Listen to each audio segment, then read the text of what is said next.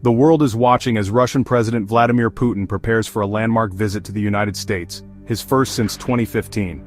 On Friday, August 15, 2025, he is scheduled to meet with U.S. President Donald Trump in Anchorage, Alaska, for a high-stakes summit. The official purpose of this meeting is to explore pathways to ending the protracted and devastating war in Ukraine.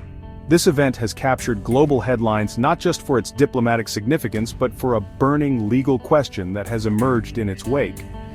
Could Vladimir Putin, a man wanted by the International Criminal Court, be arrested on American soil?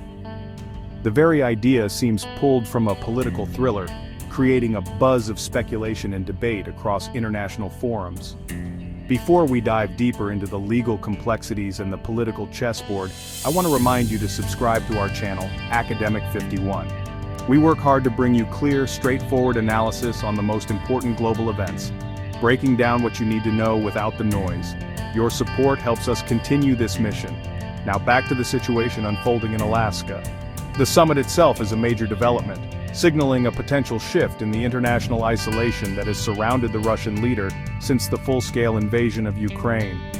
For President Putin to even set foot in the United States, personal sanctions against him must be temporarily lifted, a move that Moscow already views as a significant symbolic victory. The location of the summit, Joint Base Elmendorf-Richardson in Anchorage, is also noteworthy. Alaska, of course, was once Russian territory before its purchase by the United States in 1867. The proximity of the two nations across the Bering Strait makes it a geographically logical, if politically charged, meeting point. It was also the site of a very tense US-China diplomatic meeting back in 2021, so it is no stranger to hosting conversations between global powers with complicated relationships.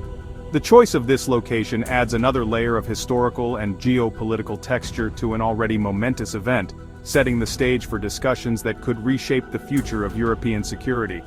The central controversy, however, remains the arrest warrant issued for Putin by the International Criminal Court in March 2023 for alleged war crimes. This legal instrument hangs over his international travel, forcing many nations to weigh their treaty obligations against their diplomatic interests. The question of whether the United States would, or even could, enforce this warrant is what makes this visit so unprecedented. It forces a direct confrontation between international law and national sovereignty, with the fate of a potential peace process hanging in the balance. The world holds its breath, waiting to see how the US will navigate these turbulent waters. So, let's get straight to the point. Will Vladimir Putin be arrested when he lands in Alaska? The answer is a clear and simple no. There is no legal basis or obligation for the United States to detain the Russian president. The reason for this is straightforward. The United States is not a member of the International Criminal Court. The ICC's arrest warrant, while carrying immense moral and political weight in many parts of the world, is not legally enforceable on U.S. soil. The court's jurisdiction simply does not extend to countries that have not ratified its founding treaty, the Rome Statute. The history between the United States and the ICC is complicated and, at times, openly hostile. The U.S. initially signed the Rome Statute back in 2000 under the Clinton administration, signaling a tentative step toward cooperation. However, this was never followed by ratification in the Senate. In 2002, the Bush administration formally withdrew the U.S. signature, citing concerns that the court could be used to bring politically motivated prosecutions against American soldiers and officials.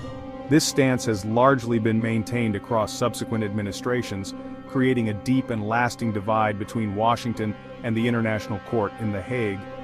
This opposition to the ICC became particularly pronounced during the Trump administration.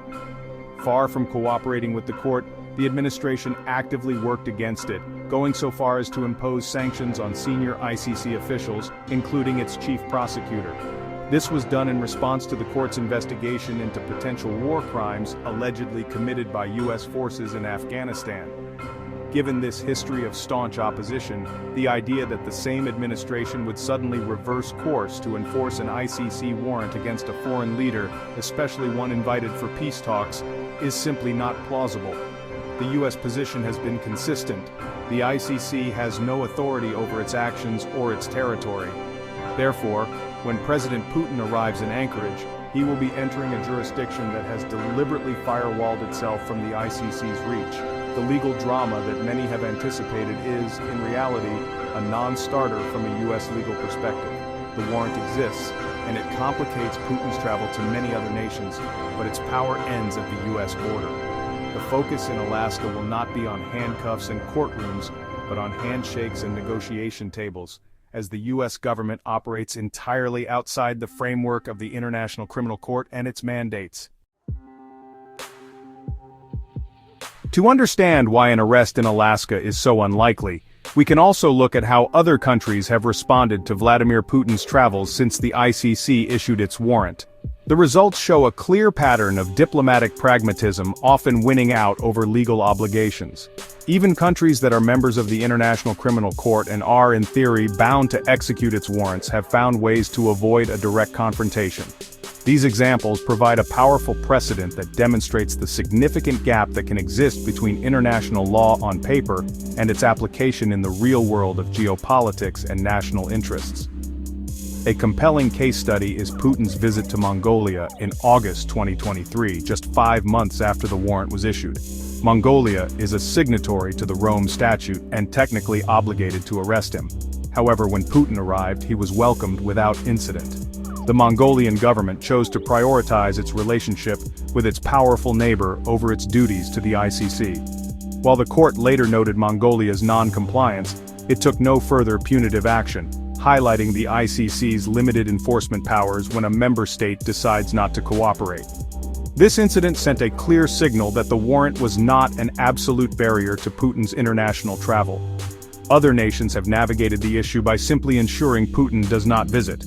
For instance, South Africa, an ICC member, was set to host the BRICS summit in 2023.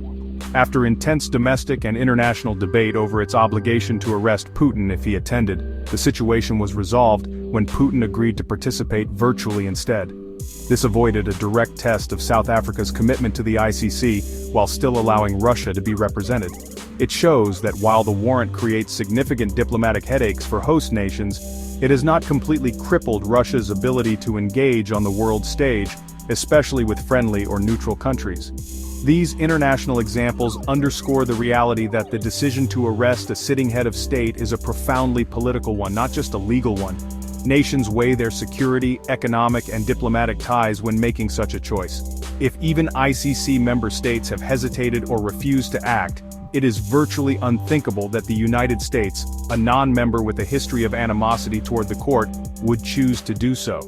The international precedent is clear. The ICC warrant is a serious diplomatic obstacle, but it is not an ironclad guarantee of arrest, particularly when powerful national interests are at stake. With the question of an arrest settled, the focus shifts to the substance of the Alaska summit itself. What do President Trump and President Putin hope to achieve? The stated goal is to initiate discussions aimed at ending the war in Ukraine. According to the White House, this is intended as a listening exercise and a feel-out meeting, suggesting that concrete breakthroughs may be unlikely. President Trump has previously hinted at a peace deal that could involve swapping, changes in land, a concept that has already sparked significant controversy and concern among U.S. allies and, most importantly, in Ukraine. The positions of the key players are far apart. Russia is reportedly seeking to retain control over Crimea and the Donbas region, but may be willing to negotiate the withdrawal of its forces from Kherson and Zaporizhia.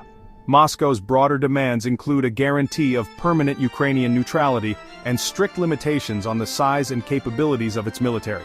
On the other hand, Ukrainian President Volodymyr Zelensky, who is not attending the summit at Putin's insistence, has firmly rejected any peace deal that involves ceding Ukrainian territory, citing the country's constitution. He is scheduled to meet virtually with President Trump before the summit to convey Ukraine's position directly. The summit has drawn sharp criticism from European leaders who feel that any negotiations about Ukraine's future must include Ukraine. In a joint statement issued just yesterday, on August 12, 2025, European leaders insisted that a just and lasting peace must be based on the principles of Ukraine's sovereignty and territorial integrity. German Chancellor Friedrich Merz has even arranged a call with both President Trump and President Zelensky for today, August 13th, to reinforce this message ahead of the meeting with Putin.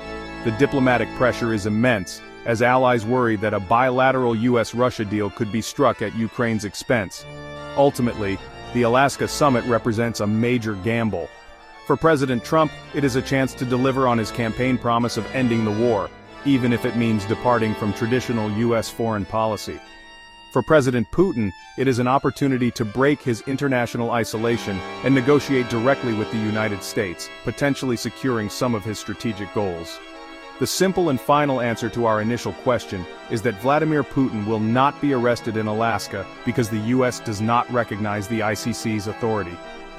The real drama will not be legal, but political, as these two leaders sit down to discuss a deal that could change the map of Europe. Don't forget to subscribe to Academic 51 for continuing coverage.